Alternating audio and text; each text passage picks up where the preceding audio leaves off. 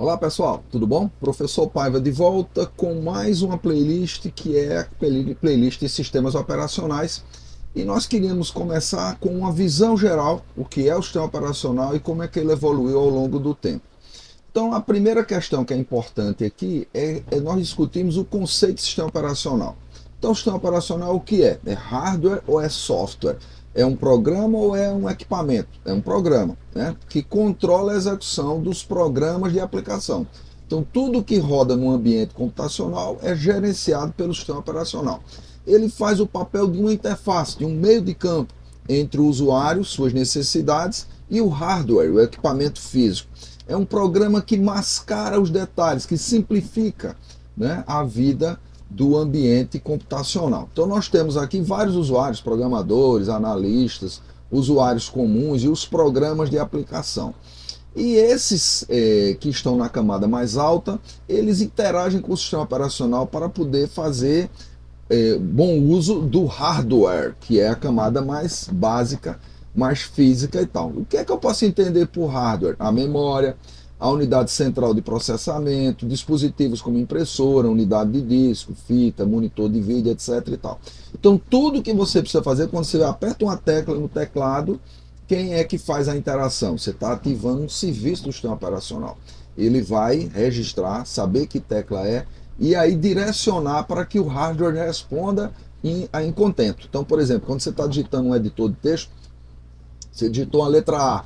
Então é preciso detectar que foi pressionada a letra A, e essa letra A tem que aparecer lá no vídeo. Então veja, você vai envolver aí o teclado em si, mas também a exibição no vídeo. Esse vídeo, por sua vez, tem a memória de vídeo, que vai aparecer para você como a letra A, como nós conhecemos.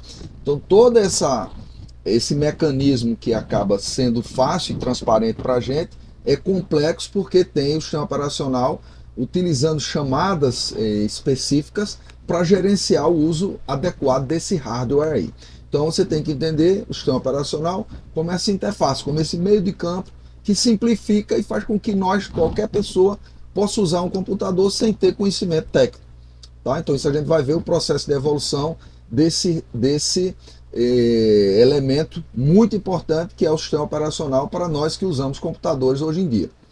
Então é preciso entender que por trás de um sistema computacional você tem um hardware, você tem os periféricos de entrada, como o teclado, como o vídeo, a tela touchscreen, como periférico de saída, como a própria tela, uma impressora e etc. e tal. Você vai ter a memória, onde ficam armazenados aí os dados e os programas, e você vai ter o cérebro, que é a unidade central de processamento, que faz esse gerenciamento, que é composto pela unidade de controle, que é um gerente, a unidade lógica aritmética, que faz a matemática e o verdadeiro ou falso, e os registradores, que são memórias dentro da CPU, que permite manipular esses dados aí. Então a gente tem o sistema operacional como um simplificador, um elemento de meio de campo entre esse hardware aqui e você que é usuário.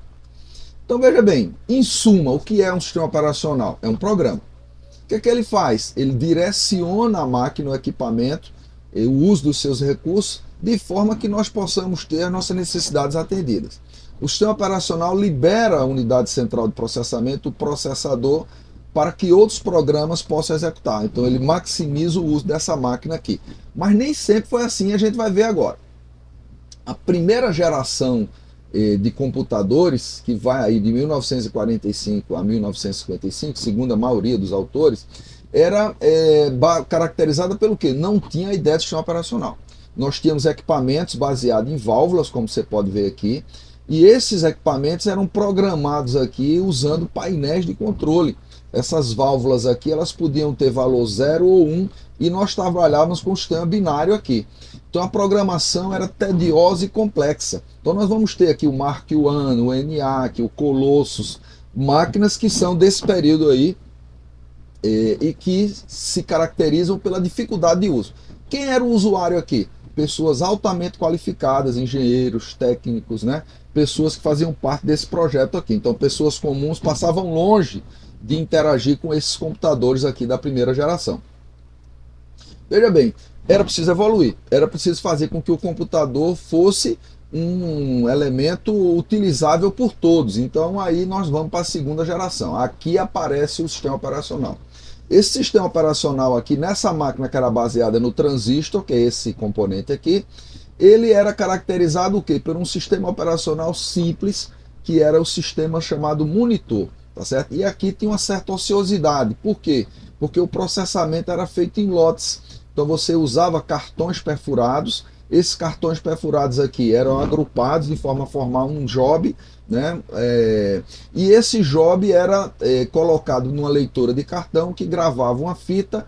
Essa fita, por sua vez, era usada por um sistema aqui que lia essa fita e gerava um resultado de saída, normalmente relatórios, que eram impressos numa impressora aqui. Então esse ambiente aqui mostra mais ou menos o que foi essa primeira geração do sistema operacional a partir da segunda geração de computadores. As linguagens aqui eram a assembly, linguagem de montagem, que era uma evolução da linguagem de máquina, a linguagem Fortran e COBOL, que aí surgiram em 59 o Fortran e em 1960 o COBOL. Então as primeiras linguagens de alto nível aqui vão aparecer nessa segunda geração e nesse sistema operacional mais simples. Como é que se caracterizava esse monitor, esse sistema operacional? Ele era um software que controlava a execução de outros programas. Então as tarefas, os jobs, eles eram agrupados aqui e eram carregados juntos, o código junto com os dados. Esse monitor residia na memória principal e esses utilitários eram carregados na medida da necessidade. O usuário submete seu job e dá a entrada com os dados aí. Então existia aqui uma melhoria em relação ao primeiro momento que você programava usando aqueles plugs, etc., em binário, demorava muito para programar e o resultado saía muito rapidamente. Então você tinha aqui um processo muito lento e injusto para com o usuário. Então aqui você diminuiu a ociosidade da máquina, ganhou com a ideia de ter esses jobs sequenciais, mas ainda era tedioso, ainda era trabalhoso. Então aqui você tem a ideia do monitor, como é que ele fica na memória aqui, ó. Tá aqui o monitor residente, ele processava as interrupções aqui para atender a mudança de dispositivos e a mudança de término de um job para outro e tal, controlava o uso de fita, de impressora, de disco, etc e tal, sequenciava as tarefas e tinha um interpretador específico da linguagem, no caso Fortran ou COBOL, etc e tal. E aí você entrava com as tarefas, né, com os programas, com os jobs dos usuários. Então esse monitor era caracterizado pelo quê? Por uma linguagem de controle de jobs aqui, ó, JCL, Job Control Language. Era um tipo de linguagem de programação específica que ajudava a gerenciar aqui esses cartões aqui, ó. Então você tinha aqui, ó, comandos específicos para poder dizer onde é que estava o programa, onde é que estavam os dados, quando é que vai rodar e etc e tal. Então ele vai usar o compilador Fortran, o compilador COBOL, né? Vai usar dados, onde começa esses dados, onde termina, vai usar uma unidade de fita, uma impressora, etc. Tudo isso você usava aqui o JCL, que é mais ou menos desse jeito aqui, ó. O início de um job, onde está aqui o programa Fortran, onde é que tem que carregar, onde é que estão os dados que vai usar, onde é que termina o job aqui, ó, $end. Então você tinha cartões mais ou menos desse jeitão que a gente vê aqui, ó. O load, run, etc. e tal. Você tem uma sequência aqui que era esse JCL que ajudava a fazer esse monitor funcionar adequadamente, tá certo?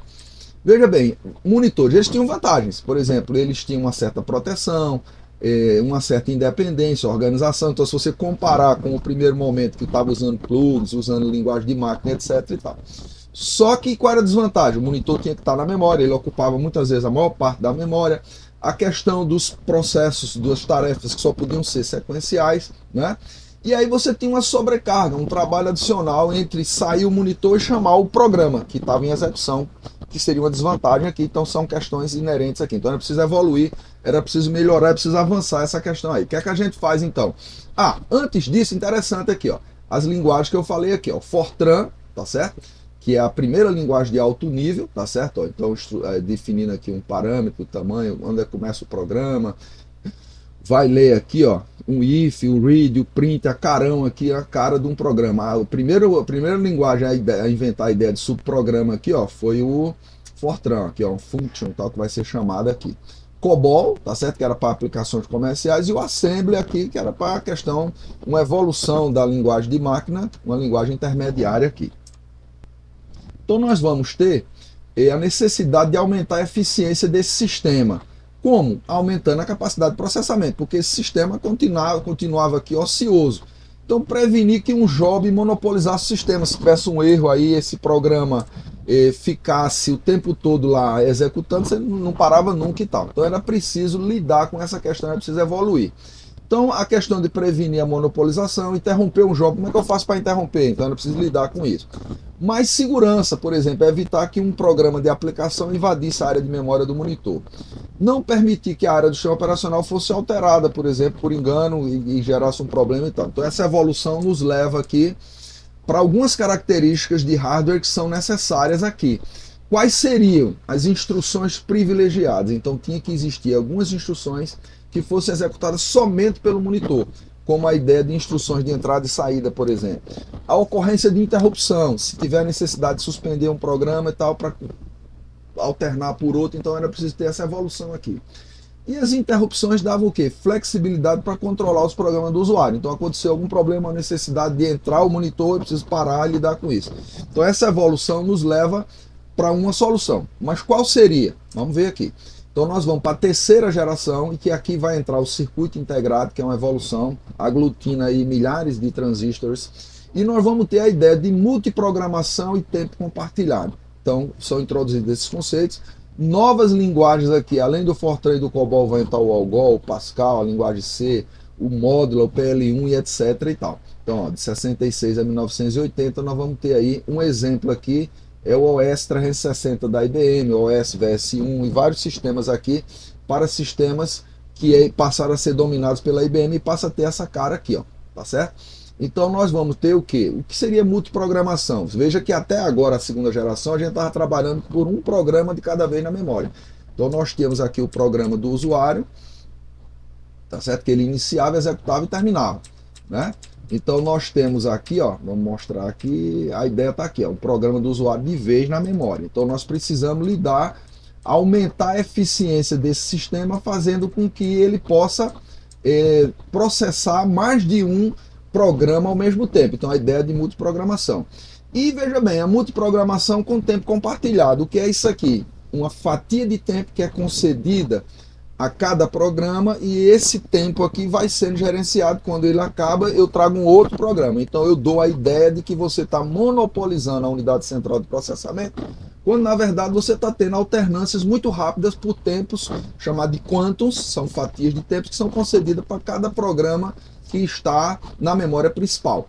Então essa aqui é a ideia da terceira geração, que traz esses dois conceitos muito importantes, visando o quê? Aumentar a questão da eficiência. Então o que é que eu vou ter aqui, ó? Eu vou ter partições. Então veja que agora a memória, ela ao invés de ser um espaço único, que era usado por um único programa, eu passo a ter a ideia de partições de memórias, ó. Então eu tenho um job 1, job 2, job 3. Então eu posso ter pelo menos aqui 3 programas ao mesmo tempo. E eu vou ter o sistema operacional, que é uma evolução daquele monitor simples, o sistema mais básico ali. E isso permite que um programa possa ser executado, enquanto o outro, por exemplo, está fazendo impressão, ou está acessando disco, ou coisa do tipo. Então essa alternância entre esses vários programas aqui vai caracterizar a ideia do tempo compartilhado e da multiprogramação. Então aqui, ó, na multiprogramação, esse cara está executando aqui, ele precisou fazer I/O, ele fica no tempo de espera aqui e tal, e aí depois que ele volta a executar. Então eu tenho esse tempo ocioso. Então esse tempo ocioso vai ser preenchido o quê? Por outro job, por outra tarefa. Então esse programa B aqui, ó, enquanto o A está ocioso, o B pode executar. Então eu diminuí esse tempo ocioso aqui, ó. Quando acaba aquela fatia de tempo, eu vou ter o quê? A execução de A volta, e eu tenho alternância aqui. Então eu tenho mais de um programa em execução ao mesmo tempo, né? Dando essa ideia de que você monopoliza a CPU e na verdade você está tendo o compartilhamento dela aí. Então vamos olhar um exemplo aqui. Eu tenho um computador com 256K de memória, que é a área do usuário, e eu tenho tarefas aqui, ó. Eu tenho uma tarefa aqui que é intensiva em unidade central de processamento, só faz cálculo esse aqui, tarefa 1. A tarefa 2 faz impressão, teclado e disco e tal. Essa tarefa 1 dura 5 minutos, tem 50K. Ela não usa disco, não usa terminal, não usa impressora. Essa tarefa 2 aqui, ela usa terminal, ela tem 100K. Então veja, 100, 150, 230, 256, está sobrando espaço. Então eu posso alocar elas três aqui nessas partições que a gente viu aqui da memória, ó, tá certo? Então aqui o que é que acontece? No caso da tarefa 2, ela não usa disco, usa terminal. Então a pessoa está digitando, um editor de texto, uma coisa assim, não usa impressora. Na tarefa 3 aqui, ó, entrada e saída, o que é que ela faz? Ela usa disco, ó, e usa impressora. Então ela lê um arquivo em disco e imprime, ela não usa interação pelo teclado. Então eu tenho 3 tarefas distintas aqui que vão rodar ao mesmo tempo usando a ideia de multiprogramação e de tempo compartilhado. Então, por exemplo, aqui, ó, no modelo 1, que é a monoprogramação, eu tinha que ter uma tarefa após a outra, ó, sequencial, certo? Eu tinha que essa tarefa 1 executar, ela dura 5 minutos, né? Tá vendo? Ó? Então, depois desses 5 minutos, eu teria então a tarefa 2, que usa lá 15 minutos, para ter a tarefa 3. Na multiprogramação, o que é que eu vou fazer?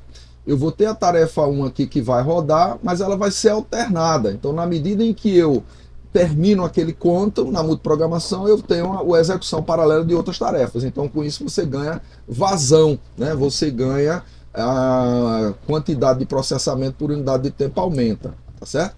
Contudo, você tem algum overhead. Como assim? Você tem a necessidade de entrada e saída por interrupção. O cara vai imprimir, eu preciso suspender ele lá, né, para poder trazer o outro. E o gerenciamento dessa memória é mais complexo. Você vê que antes eu só tinha um programa por vez, agora eu vou ter mais de um. Então isso aqui gera problema para mim. E eu preciso de um software extra para quê? Para escalonar processo. O que é escalonar? Fazer essas alternâncias aqui que a gente viu.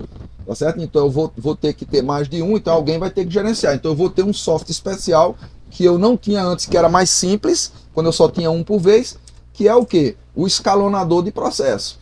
E eu vou precisar proteger arquivos. Por quê? Porque agora, como eu tenho mais de um programa rodando ao mesmo tempo, pode ser que alguém vá mexer lá na área de dados de um outro, quando poderia ter problema, ou na própria memória. Eu preciso fazer o quê? A sincronização entre processos. Se eles concorrem por um recurso, é preciso gerenciar isso aqui e tal. Então isso gera um overhead, que é o quê? Um trabalho adicional, um sobretrabalho para gerenciar isso. Então o sistema operacional agora é mais complexo, tá certo? Então esse tempo compartilhado, também conhecido como time share, ele é o uso de multiprogramação para atender tarefas interativas. Como eu falei, a unidade central de processamento é compartilhada, você tem a ideia de terminais, e o sistema operacional deve atender um objetivo, que é minimizar o tempo de espera. Então agora eu vou ter o quê? Que dá a sensação de que está todo mundo sendo atendido e monopolizando a unidade central de processamento, quando na verdade eu estou gerenciando e dividindo minha atenção por vários processos. Então você vai ter aqui um time slice para cada usuário, que é uma janela, que é um quanto, que é uma fatia de tempo, e que aqui, veja bem, é vantajoso por quê? Porque os usuários são lentos, então você está digitando ali no teclado, isso é lento em relação com a velocidade da CPU, por exemplo. Então isso aqui me permite maximizar o número de usuários utilizando multiprogramação com tempo compartilhado. Então isso revolucionou a questão da computação, tá certo? Quarta geração, então nós vamos ter um avanço, nós vamos ter agora circuitos LSI em larga escala de integração, o surgimento do microcomputador, essa geração vai de 81 a 90, né? E aparecem aí centenas de linguagens. Então aquelas linguagens iniciais recebem aqui outras linguagens que vão aparecendo com conceitos diferentes.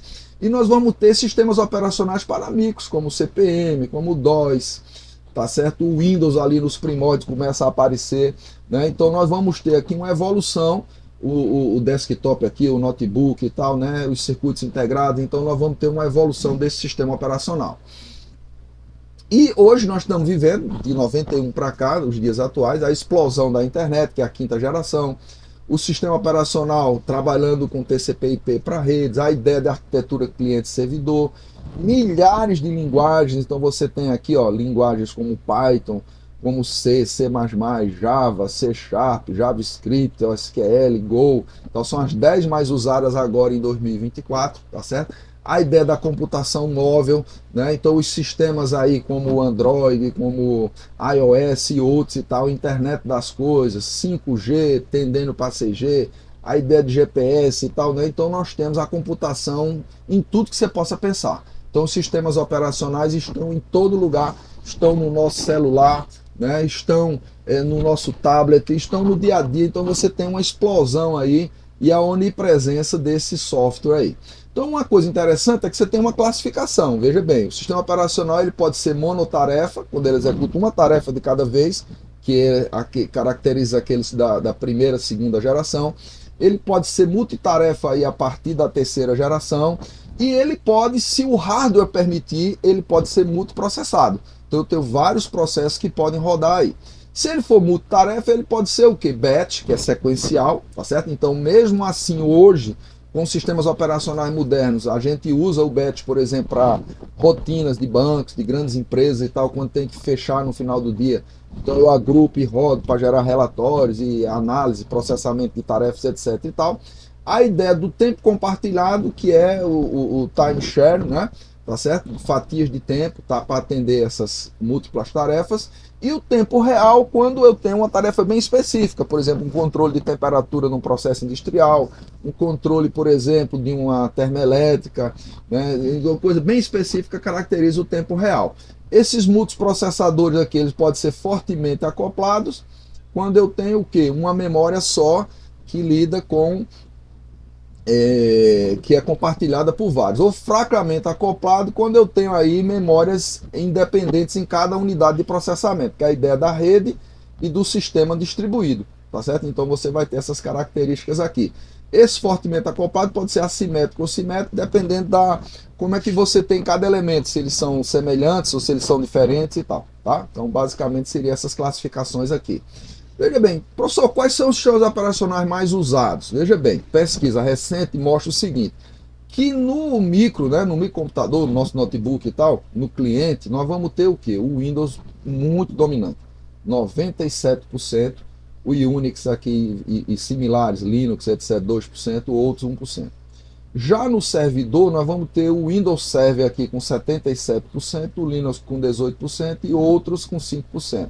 Certo? Então isso aqui, veja bem, são coisas que mudam em função do tempo. Você faz uma pesquisa mais atual, pode ter pequenas variações e tal. Esse gráfico aqui mostra aqui, ó, desde os anos 90 a evolução aqui. Então você tem o Windows aqui, ó, no início dos anos 90, tá certo? Você vai ter aqui, ó, o Unix aqui, ó, nessa barrinha azul aqui, tá certo? Ó. Veja que Novell praticamente acabou, ó, dominava aqui no início dos anos 90, tá certo? Então você tem o Windows aqui evoluindo, mantendo 77% do mercado, o Linux aqui, ó, em processo de evolução e tal. Mas grandes empresas usam o Windows Server. Então você vê aqui a tendência aqui, certo? Você tem um estabilizado aqui no uso do Windows Server, tá certo? O Unix vai perdendo fatia, o Linux vai avançando. Então essa é uma característica que você tem hoje e que nós vamos estudar esses sistemas operacionais mais conhecidos, que são o Linux e o Windows, e ver como é que a gente pode usar no nosso dia a dia como desenvolvedor de software ou como usuário comum. No mais, queria agradecer a sua atenção, pedir para você se inscrever aí no canal, curtir o vídeo, manda para um amigo, tá certo? Outros vídeos em continuação virão. Grande abraço e até a próxima.